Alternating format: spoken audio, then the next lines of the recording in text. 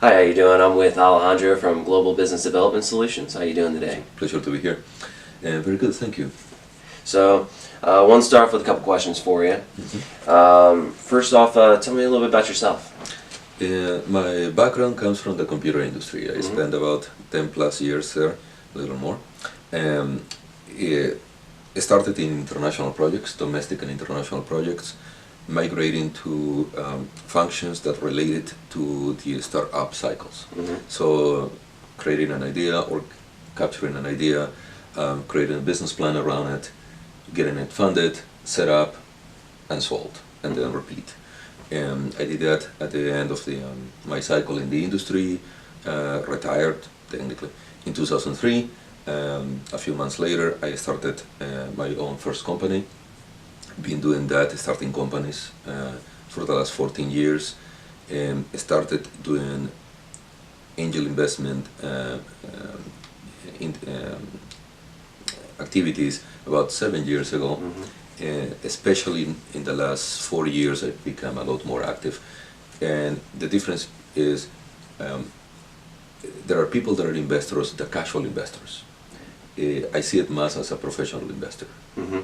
So I'm dividing my time right now between starting and managing the companies that I already have, or starting maybe a couple more, I don't know yet, and investment. And a little section of my time goes to the consulting firm, which is GBDS, the one that we're talking about right now, that specializes in providing services for entrepreneurs and investors that want to go into the cannabis sector specifically. So what inspired you to get into the cannabis sector, and what type of investors and entrepreneurs are you looking for? What inspired me is kind of a long story, but we have an investment in a group of multidisciplinary medical clinics, and I got to see a lot of people that were taking a lot of opiates, very high dosages of opiates, and we tried to find a different way. So how can we help them with their chronic pain without the opiates? So we work on that, but we only could get so far. So it was in the back of my mind. How do we improve this? How do we improve this? And in 2012, Washington State, I live in Washington State, passed the bill that enabled cannabis 502, that enabled recreational cannabis to be viable.